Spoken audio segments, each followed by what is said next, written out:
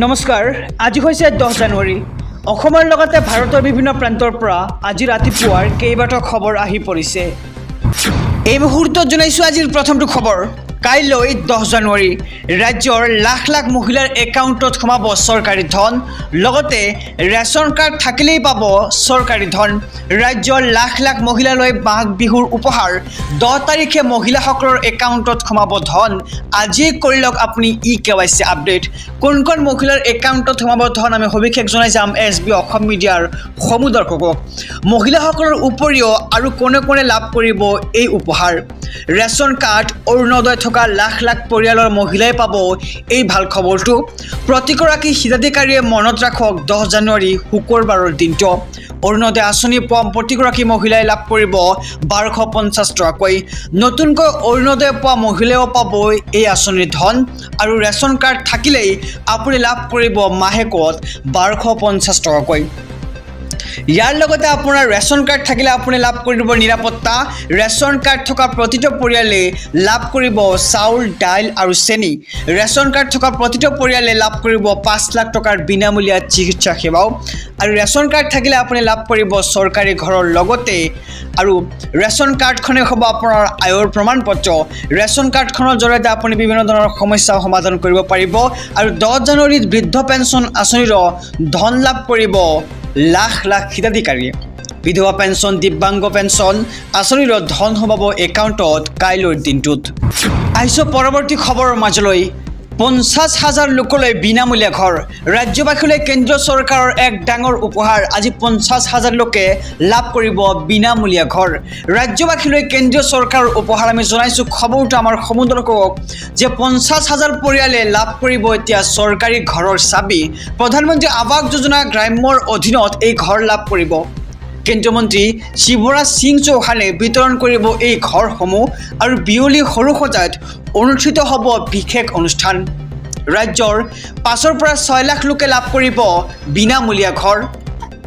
আৰু আজি 50,000 লোকে লাভ কৰিব বিনামূলীয়া ঘৰ ৰাজ্যবাসীলৈ কেন্দ্ৰীয় চৰকাৰৰ এই ডাঙৰ উপহাৰ 50,000 পৰিয়ালে লাভ কৰিব চৰকাৰী ঘৰৰ চাবি আৰু প্ৰধানমন্ত্ৰী আৱাস যোজনা গ্ৰাম্যৰ অধীনত এই ঘৰ লাভ কৰিব আহিছোঁ পৰৱৰ্তী খবৰৰ মাজলৈ ৰাজ্যত অনিশ্চয়তাত পঞ্চায়ত নিৰ্বাচন আজি ন্যায়ালয়ত নহল চূড়ান্ত শুনানি এই মুহূৰ্তৰ খবৰ জনাইছোঁ যিহেতু পঞ্চায়ত নিৰ্বাচনক লৈ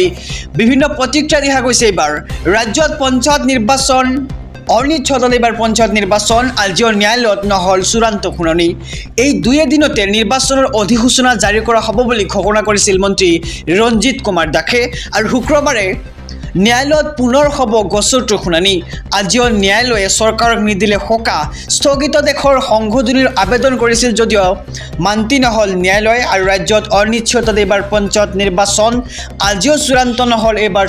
চূড়ান্ত শুনানি পঞ্চায়ত নিৰ্বাচনৰ আৰু দুই এদিনতে নিৰ্বাচনৰ অধিসূচনা জাৰি কৰা হ'ব বুলি ঘোষণা কৰিছিল মন্ত্ৰী ৰঞ্জিত কুমাৰ দাসে আৰু শুক্ৰবাৰে ন্যায়ালয়ত পুনৰ হ'ব গোচৰটোৰ শুনানি আহিছোঁ পৰৱৰ্তী খবৰৰ মাজলৈ আহি গ'ল বিহুৰ SOP কেইবাটাও নীতি নিৰ্দেশনা জাৰি কৰিছে ৰাজ্যৰ মীন বিভাগে বেছি দামত বিক্ৰী কৰিব নোৱাৰিব মাছ চৰকাৰৰ নিৰ্ধাৰিত মূল্যতহে বিক্ৰী কৰিব লাগিব মাছ চৰকাৰৰ নিৰ্ধাৰিত মূল্যতহে বিক্ৰী কৰিব লাগিব মাছ অধিক দাম ল'লেই মাছ বেপাৰীৰ বিপদ নিশ্চিত আৰু বিহুৰ বতৰত বজাৰে তদাৰক কৰিব মীন বিভাগে বেপাৰীয়ে মাছৰ দাম অধিক ল'লে অভিযোগ দিয়ক মীন বিভাগক আৰু আহি গ'ল বিহুৰ SOP মুহূৰ্তৰ খবৰ আমি জনাইছোঁ যদিহে মাছ বেপাৰীয়ে আপোনাৰ পৰা মাছ অধিক দামত বিক্ৰী কৰে তেন্তে আপুনি অভিযোগ দিব পাৰিব কেইবাটাও নীতি নিৰ্দেশনা জাৰি কৰিছে ৰাজ্যৰ মীন বিভাগে এই ক্ষেত্ৰত বিদেশলৈ যাব নোৱাৰিব শেখ হাছিনাৰ পাছপৰ্ট ইতিমধ্যে বাতিল কৰা হৈছে শেখ হাছিনাৰ পাছপৰ্ট প্ৰত্যাহাৰ বাংলাদেশৰ প্ৰাক্তন প্ৰধানমন্ত্ৰী শেখ হাছিনাৰ সন্মুখত নতুন বিপদ আহি পৰিছে পাছপৰ্ট বন্ধ হোৱাৰ বাবেই অন্য দেশলৈ যাব নোৱাৰিব এতিয়া শেখ হাছিনাৰ বিৰুদ্ধে গ্ৰেপ্তাৰী পৰোৱানা জাৰি কৰাৰ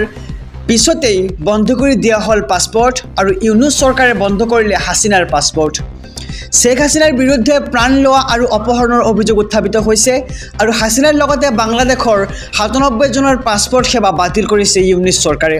আৰু 12 ফেব্ৰুৱাৰীৰ পূৰ্বে বাংলাদেশৰ আদালতত হাজিৰ হোৱাৰ নিৰ্দেশ শেখ হাছিনাক